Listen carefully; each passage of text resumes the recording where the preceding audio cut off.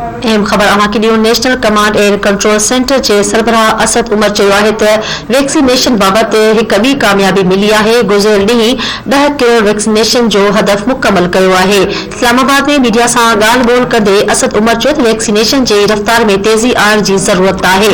असद उमर चयो त हसास प्रोग्राम तहत शागिर्दनि खे स्कॉलरशिप ॾिनी पिया। शागिर्दनि लाइ वधीक स्कॉलरशिप रखणु सुठो सवण आहे। असद उमर चयो त हसास वन विंडो सेंटर ज़रिए अवाम खे सहूलतूं मिलंदियूं। अवाम खे बेहतर सहूलतूं फराहम करण लाइ कदम खंया वेंदा। अहम ख़बर अवां खे ॾियूं पिया। National command and control centre जे सरबराह असद उमर चयो आहे त वैक्सीनेशन बाबति हिक ॿी कामयाबी मिली आहे।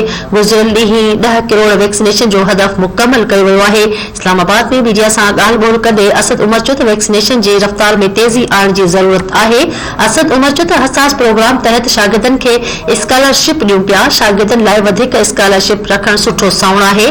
असद उमर चयो त हसास वन विंडो सेंटर ज़रिए अवाम खे सहूलतूं मिलंदियूं। अवाम खे बेहतर सहूलतूं फराहम करण लाइ कदम खंया वेंदा।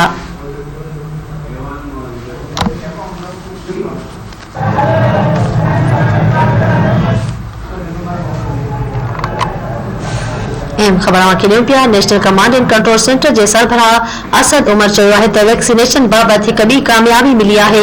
गुज़िरियल ॾींहुं 10 करोड़ वैक्सीनेशन जो हदफ़ मुकमल कयो वियो आहे। इस्लामाबाद में मीडिया सां ॻाल्हि ॿोल कंदे असद उमर चयो त वैक्सीनेशन जी रफ़्तार में तेज़ी आणण जी ज़रूरत आहे।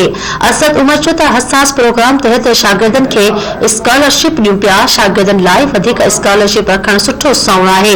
असद उमर चयो त हसास वन विंडो सेंटर ज़रिए अवाम खे सहूलतूं मिलंदियूं। अवाम खे बेहतर सहूलतूं फराहम करण लाइ कदम खंया वेंदा।